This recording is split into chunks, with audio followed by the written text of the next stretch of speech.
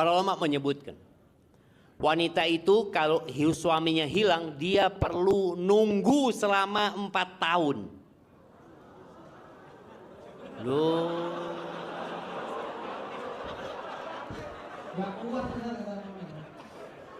Iya, setelah itu ditunggu nggak ada, ngajukan ke pengadilan.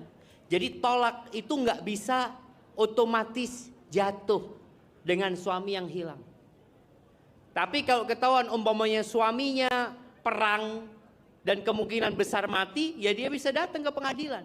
Urusannya ini nggak bisa cerai itu jatuh otomatis. Kalau nggak salah di mazhab Syafi'i itu memang 4 tahun. Jadi disuruh nunggu oleh pengadilan biasanya tunggu. Kalau setelah masa tunggu tadi 4 tahun ya, lalu pengadilan menyebutkan sudah, dia cari saksi biasanya dari keluarganya untuk menjatuhkan talak, kemudian jatuh talak, tahu-tahu disuruh nunggu masa iddah, dianggap mati suami. 4 bulan 10 hari, setelah itu nikah. Setelah nikah dapat 2 tahun, suaminya datang. Gimana? Suaminya dapat 2 pilihan. Kalau suaminya mau, maharnya dibalikin. Maharnya suami yang dulu itu dibalikin. Tapi kalau suaminya masih senang sama perempuan ini, ya sudah, pernikahannya dibatalkan. Balik ke suami yang pertama. Padahal istrinya tidak mau. Loh, anak tidak mau, Ustaz. Tidak bisa. Karena memang talaknya dulu itu talak yang diperkirakan sudah mati dia. Ketika ternyata dia masih hidup, ya dia masih suaminya dan ini istrinya. Seperti itu. Maka dimohon sabar, dicari tahu, melaporkan ke pengadilan tentang suaminya, mungkin bisa dikonsultasikan ke KUA ya. Di bawah tangan. Di bawah meja, di bawah tangan. Iya, kalau di bawah tangan nanti harus ada isbat nikah dulu. Jadi tetap berangkat ke KUA, minta arahan kepada mereka, ini pernikahannya siri disebutkan dan suami sudah menghilang, sehingga tadi nanti mereka ada isbat nikah. Ada yang menetapkan kalau perempuan ini memang sudah menikah. Ada saksinya dia bawa, ditunjukkan. Kalau memang ada foto-foto yang disampaikan, nanti setelah isbat nikah itu baru nanti ada proses selanjutnya. Makanya jangan sembarangan menikah. Jangan sembarangan menikah. Karena seorang janda kadang-kadang menikah, nggak apa-apa Ustaz, daripada anak nggak punya suami, akhirnya dapat suami seperti itu. Yang nggak tanggung jawab, yang kemudian meninggalkan, dan yang jadi korban siapa? Si istri. Barakallahu fiik. Nah. Ada lagi dari Bapak?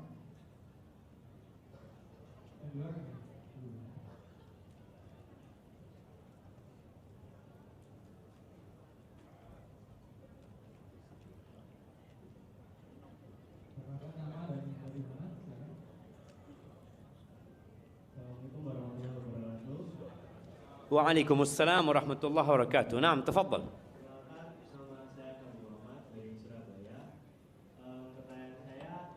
Nama antum siapa? Fadil Muhammad. Umur berapa Fadil? Ya apa iki? Ditakoni umur insyaallah cukup. Cukup buat menikah maksudnya. Lo umurnya piro? Biar tak calon mertua tahu gitu loh. Antum kalau ngomong insya Allah cukup, ditolak sama mertua.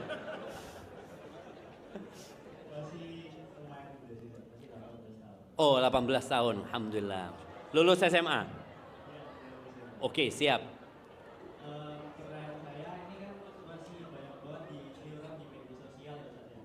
Dan anak muda zaman sekarang tuh banyak banget yang masih berpikir juga ke di antara dua pilihan ini. Kayak menurut Ustaz, nikah dulu atau mapan dulu? Nikah dulu atau mapan dulu? Iya. Kalau enggak mapan-mapan.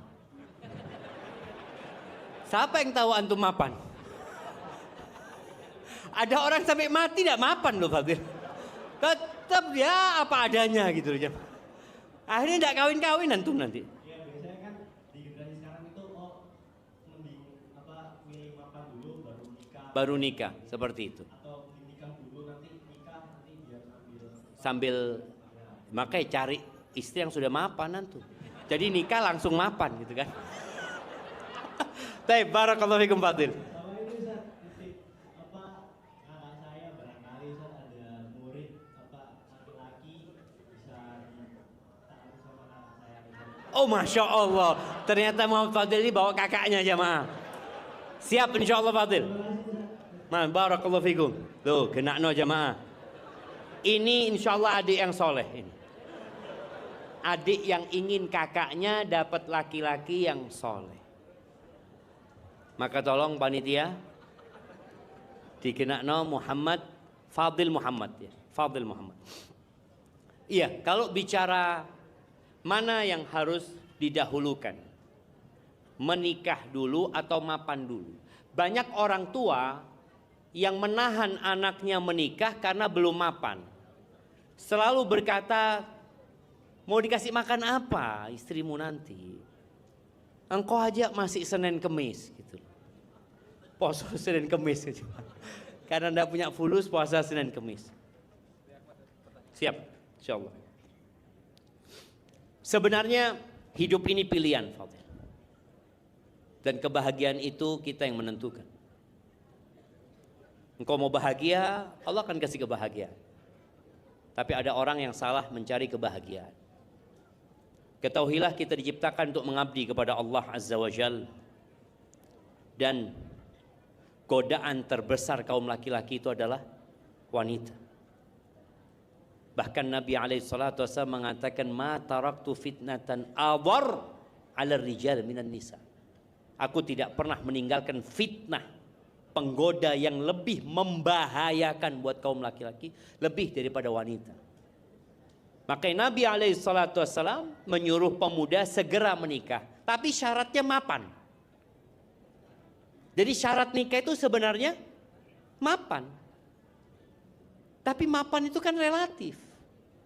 Kata Nabi SAW, man istata'a minkumul ba'a falyatazawwaj. Barang siapa di antara kalian memiliki kemampuan secara finansial. Ini artinya mampu untuk membayar mahar, mampu untuk memberikan nafkah kepada istrinya itu, hendaklah dia menikah. Kenapa kalau disuruh menikah? Fa innahu aghaddu lil basar wa ahsan lil farj. Karena menikah itu akan lebih membantu kita menundukkan pandangan dan menahan kemaluan kita. Karena ada orang yang menunda menikah tapi berzina. Na'udzubillah min dzalik. Berapa banyak sekarang anak-anak SMA, anak-anak kuliah, bahkan orang-orang yang sudah bekerja di tempat kerjanya, perselingkuhan itu, na'udzubillah, itu terjadi. Kenapa? Karena dia nunggu mapan dalam bahasa dia. Padahal secara bahasa Nabi SAW, al-ba'ah, dia sudah punya. Aku alhamdulillah Ustaz, kalau punya gaji lah, umpamanya ya sebulan gaji 1,5 juta. Bisa ndak ngasih makan anaknya orang, Fadil? 1,5 juta. Bisa. Tapi tadi yang sesuai, yang setara dengan kita. Sudah mampu berarti dia. Ada kalau gaji sehari 50.000, mampu menikah? Mampu. Tapi kalau calon mertua nggak terima antum, ya cari yang lainnya, bismillah. Yang mau menerima diri antum. Yang mampu tadi untuk memberikan nafkah dan bayar maharnya hendak menikah. Itu kemapanan. Kemapanan yang minimal gitu ya. Falitazawwaj. Karena itu akan menyelamatkan agama antum. Yang tidak mampu, fa'alaihi bisyam. Maka solusinya puasa. Jadi kalau ada orang tadi belum mapan, dia mungkin berpikir, enggak ana, ya kan enggak apa-apa Ustaz, ana menikah, ana sudah punya rumah, punya mobil, oh enggak apa-apa. Tapi jangan berzina. Seperti itu. Loh, terus gimana anak punya syahwat, punya nafsu? Puasa. Itu solusinya. Tapi puasa itu solusi buat yang tidak mampu menikah. Yang mampu menikah seharusnya ya menikah gitu. Hanya saja anak-anak muda sekarang ini perlu dipersiapkan secara mental. Bukan hanya secara finansial ya. Karena mereka berpikir menikah itu senang-senang saja. Enggak, menikah itu ruwet, Fatir. Ruwet. Jazakallahu khairan. Loh, guyu jamaah ya. Kalau bisa roda diputar, Masya Allah. Menikah itu bapak-bapak, senengnya berapa persen? 5%. Sisanya senang sekali, katanya. Itu yang baru nikah. Yang sudah dapat setahun, ya Allah Ustaz, ruwet ternyata Ustaz ya. Menghadapi mertua, menghadapi ipar, aduh kata dia. Ini intervensi, ya harus sabar, disiapkan mentalnya. Apalagi seorang laki-laki ketika dia berpikir istrinya sempurna, loh bojomu bukan bidadari. Dan engkau juga bukan malaikat. Ada banyak kekurangan, sedikit-sedikit ngambek Ustaz, minta pulang ke rumahnya. Ada suami-suami ketika istrinya minta pulang ke rumahnya, apa kata dia? Ya wes mulai ya kan. Loh istri itu ada bahasa yang istri nggak bisa nyebutkan. Ini bapak-bapak juga. Istri itu nggak bisa ngomong pelukan aku, nggak bisa. Dia bisa ngomong aku mau pulang ke rumah orang tuaku. Itu maksudnya pelukan aku. Jazakallahu Iki sing lanang-lanang ndak paham iki. Jadi ketika istri ngambek minta pulang ini itu sebenarnya dia sedang minta apa? Dipeluk, diperhatikno. Jazakallahu khairan. Barakallahu fiik. Baik. Terakhir tadi, satu pertanyaan aja. Ini. Jazakallahu khairan. Bismillah jamaah. Afan Ustaz mau tanya. Gimana hukumnya jika seorang suami yang selalu membolimi istrinya, selalu membohongi istrinya, tidak terbuka pada istri, menganggap istrinya selalu salah. Mohon penjelasannya Ustaz. Ini nemu di mana suaminya ini? Jazakallahu khairan. Itu perlu tanya seorang wanita, aku kok oleh bojo kayak gini Ustaz? Jazakallahu Maka dia yang khairan. pertama yang dilakukan adalah introspeksi diri. Karena dia tahu hukumnya dosa suami kayak gini. Zalim suami kayak gini gitu. Tapi engkau kok bisa dapat suami kayak gini gitu. Maka yang pertama introspeksi diri. Banyak istighfar. Mohon ampun kepada Allah Azza wa Jal. Mungkin dulu ketika engkau menikah, engkau memang tidak melihat kepada agama dan akhlaknya. Engkau melihat kepada gantengnya. Engkau melihat kepada uangnya. Akhirnya jadinya seperti karena Nabi SAW mengatakan, kalau kalian menolak laki-laki yang agama dan akhlaknya baik, maka akan terjadi fitnah dan kerusakan yang besar di muka bumi ini. Itu yang pertama. Yang kedua, karena ini sudah terjadi, ada usaha dari istri untuk memperbaiki suaminya. Tetap ada usaha, karena bagaimanapun apalagi sudah punya anak, dia adalah bapak dari anak-anak.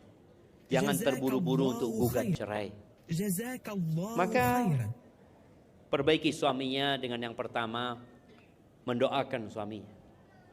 Yang kedua, berharap kepada suaminya, yuk bang, mas, nanti deh ziarah kubur. Iya, ziarah kubur itu termasuk yang mengingatkan kepada akhirat.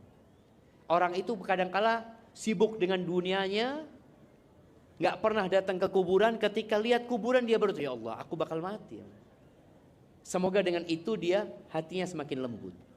Yang ketiga, bawa suaminya ke tempat-tempat bencana.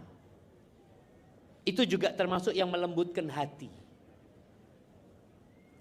Ngomong sama suaminya, ikut apa? Ikut acara relawan, bang melok lah bang, setino aja. Dia ngelihat, nanti kadang-kala ngeluarkan jenazah yang terkubur. Ya. Dia jadi tahu. Dan kita pun kalau lagi hati kita keras, ikut relawan. Berangkat. Itu termasuk yang melembutkan hati kita.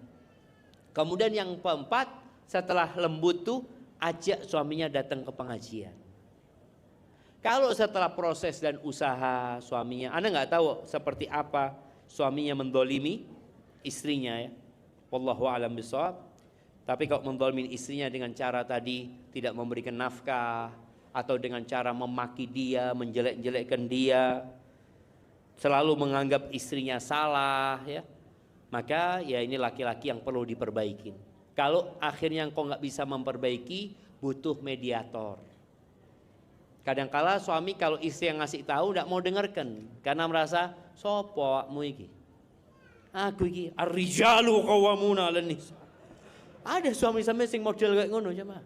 Ya sudah, ayo kita mediasi dengan memohon kepada orang yang berilmu atau apa supaya memberikan penjelasan. Barakallahu fiik, itu mungkin dapat ana jelaskan jamaah yang ana sampaikan. Mohon maaf ya karena ana ada acara selanjutnya dan ana mohon doa kepada semuanya buat ibu ana lagi sakit, lagi kondisinya enggak sehat. Semoga Allah memberikan kesembuhan dan mengangkat penyakitnya. Jazakumullah khair. Allahumma shfi mardhana